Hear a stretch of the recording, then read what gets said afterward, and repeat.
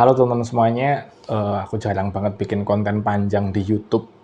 Dan aku tahu ada beberapa utang konten yang aku belum selesai ya. Kayak misalnya pengen lanjutin ini nih, nandain apa sih buku Ancient Generation tapi belum beres. Jadi kayaknya kita pending dulu. Iya, iya. Nah, hari ini negara kita lagi cukup chaotic. Walaupun sebenarnya aku rasa paling chaotic itu kan minggu lalu ya. Tapi minggu ini masih berkutat gitu pertanyaan, ini kapan selesainya ya? Karena per video ini direkam, barusan ada kerusuhan di Bandung, eh, polisi masuk ke Unisba dan nembakin mahasiswa. Ada mahasiswa difitnah PKI entah di mana itu.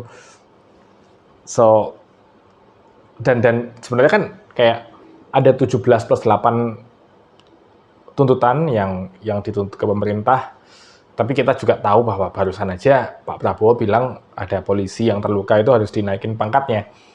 Agak berlawanan dengan tuntutan kita bahwa harus ada pengusutan tuntas terhadap polisi-polisi yang melakukan kekerasan. Maka pertanyaannya masih sama, yaitu ini kapan selesainya ya? Aku sendiri pengen ini cepat selesai karena jujur takut gitu. Mau keluar rumah tuh nggak nyaman, takut antara ada apa-apa gitu kan. Apalagi aku September cukup full event nih somehow. Wah, keren. Enggak sih, tapi ya. Anyway, aku September ini punya 3 event dan aku cukup khawatir ini bakalan aman nggak ya aku keliling-keliling nih ke Bogor, ke Jogja, ke Semarang. Apalagi di Jogja aku bakal ngomongin Tan Malaka lagi. Ini akan aman nggak ya? Aku sebenarnya udah bikin prediksi ini, cuman aku nggak share karena prediksinya cukup gelap dan aku nggak yakin orang siap dengernya gitu.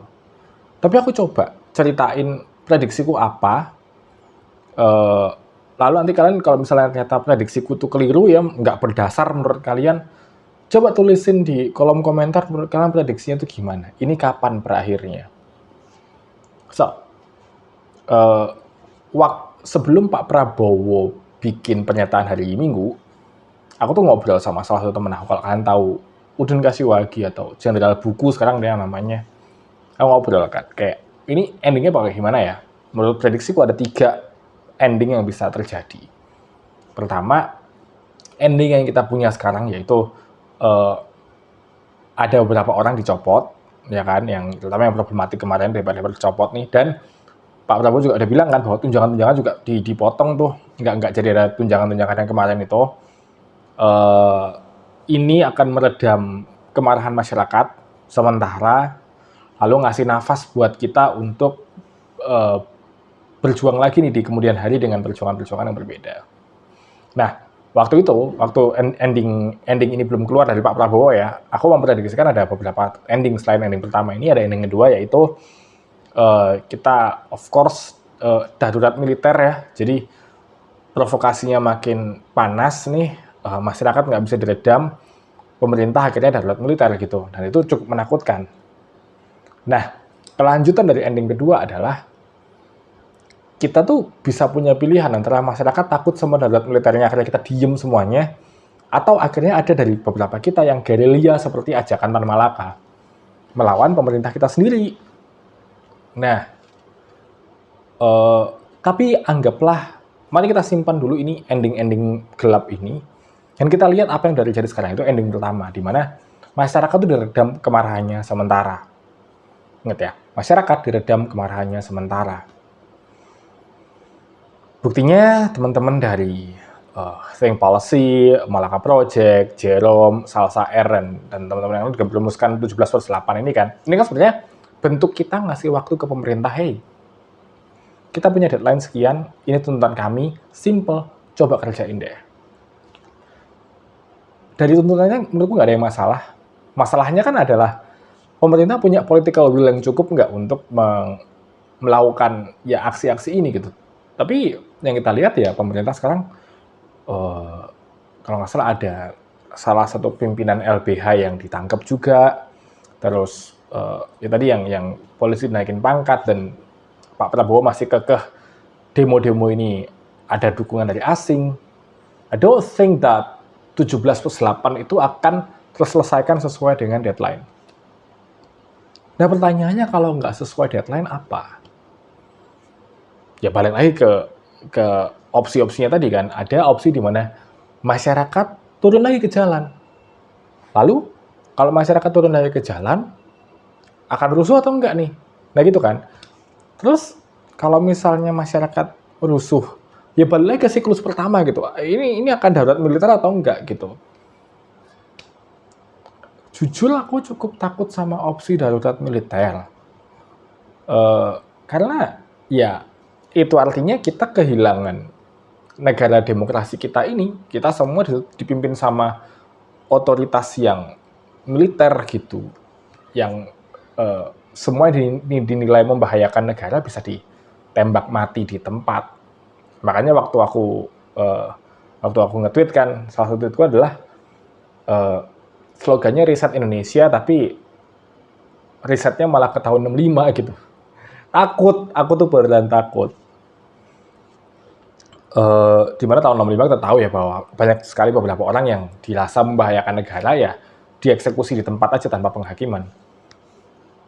Aku sangat takut sama opsi darurat militer ini dan aku cukup menyalahkan orang-orang yang dulu merasa ini baik-baik saja gitu. Dan aku cukup menyalahkan juga orang-orang yang percaya sama slogan bubarkan DPR. Karena ya lagi-lagi kalau bubarkan DPR bubar nih, kita nggak punya sistem check and balance buat ngecekin presidennya ini loh. Ini kan sebenarnya yang mau disampaikan Ahmad Syaroni kan ini sebenarnya, cuman bahasanya jelek gitu. Mungkin itu ya. Mungkin itu yang mau disampaikan Ahmad Syaroni. Atau dia sebel aja sebenarnya sama kita. Tapi kalau aku sih sebenarnya, ya aku juga nggak sepakat DPR dibubarkan gitu. DPR dibersihkan iya, kok KPK harus ngecekin semua anggota DPR, terutama yang terlalu kaya kayak Ahmad Syaroni ini juga ya harus gitu. Tapi kalau fungsi DPR-nya tetap harus ada supaya ada check and balance di eksekutifnya terutama, supaya kita nggak darurat militer sembarangan. Apalagi darurat militer yang targetnya adalah masyarakat sendiri. Menurutku itu bahaya. Cuman aku harus apresiasi teman-teman yang selama ini saling jaga gitu. Darurat militer yang kemarin kan nggak jadi karena kitanya tidak terprovokasi untuk saling serang satu sama lain. Dan itu penting teman-teman. Tidak saling serang satu sama lain itu penting. Salah satu hal yang aku amazed dari bangsa Indonesia adalah ternyata kita sudah develop sebegitunya sehingga kita sudah tidak bisa dipecah lagi. Dan benar, selama ini perpecahan-perpecahan yang kita lihat nih ya, itu cuma sebagian kecil, bagian-bagian ekstrim dari masyarakat kita. Masyarakat kita sebenarnya toleran, saling sayang, saling jaga, dan itu kita bisa pertontonkan, bisa kita jaga benar-benar ketika kita demo ini. Aku happy banget loh. Selama ini orang-orang kaum menengah ke atas yang aku pikir nggak peduli sama rakyat miskin ini, tiba-tiba tergerak aja buat bayarin Gojek gitu kan. It's amazing.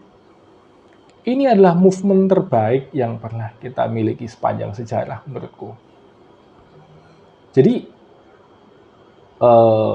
video singkat ini pesanku singkat aja teman, bahwa ini tuh cuman kemarahan masyarakat tertunda. Dan mungkin ke depannya kita masih harus was-was seperti ini. Was-wasnya itu ya kalau kalian berharap sama sekali nggak ada demo, mungkin nggak bisa gitu ya. Pasti akan mungkin akan masih sering demo aja gitu di beberapa tempat. Apalagi orang-orang makin aware bahwa hey, you know what, pemerintah di daerahku tuh nggak bisa dibiarin, peraturan yang ini nggak bisa dibiarin. Dan kita protes dan kita berhasil memecat beberapa orang dari DPR, meskipun namanya dinonaktifkan ya, tapi setidaknya kita beneran bisa ngasih tekanan itu ke DPR. Dan aku rasa ini harus kita pertahankan teman-teman, bahwa kita tetap harus bertarung dengan cerdas. Makanya aku sangat menyarankan teman-teman buat perbanyak baca buku lah, supaya kalian tahu nih permainan politik orang-orang di atas itu kayak gimana sebenarnya. dan kita bisa melawan dengan cerdas, nggak buru-buru, nggak terjebak sama provokasi mereka. Kita tetap melawan, kita tetap nggak mau dibohongi, kita tetap cepu-cepuin semua intel-intel dan akal bulus mereka itu, kita tetap kritis sama skenario-skenario mereka yang ngundang Gojek, perwakilan dari ojol ke istana, terus ternyata ojolnya adalah Intel. Itu kita harus tetap kritis sama yang kayak gitu-gitu, teman-teman.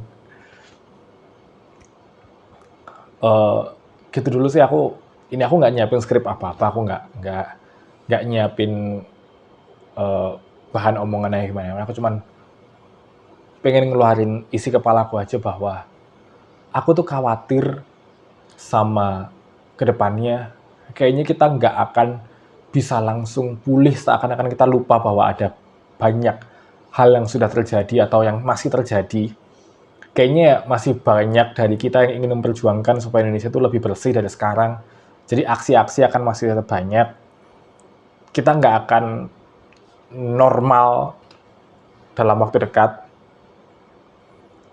tapi kita lebih pintar daripada sebelumnya. Kita lebih kompak daripada sebelumnya. Dan aku yakin kita pasti menang. Ini aku chattingan sama Hamzah, si partnerku di podcast komunitas sosial kan. Ngobrol sama dia kayak, bro, kita tunda dulu ya bagi-bagi bukunya, karena aku mau bikin bagi-bagi buku kan sama dia. Terus dia bilang kayak, oh kenapa? Ini ada apa himbauan dari pemerintah kayak gini-gini. Aku takut nanti malah jadi rusuh dan lain sebagainya. Nanti kita bagi-bagi bukunya sebagai perayaan kalau kita menang aja. Terus dia bilang, ya kalau kita menang. Misal kayak, enggak, kita pasti menang. Maka sekarang aja menurutku kita udah menang sih. Ya, kita punya kemenangan kecil yang harus kita rayakan. Kemenangannya yaitu kita bisa sekompak ini, kita bisa sepinter ini, kita lebih baik daripada generasi-generasi sebelumnya, atau setidaknya kita punya teknologi yang memudahkan kita untuk membongkar provokasi mereka. Pertahankan perlawanan ini, teman-teman. Ayo kita saling kuat, saling menguatkan, saling jaga satu sama lain. Kita saling minterin satu sama lain.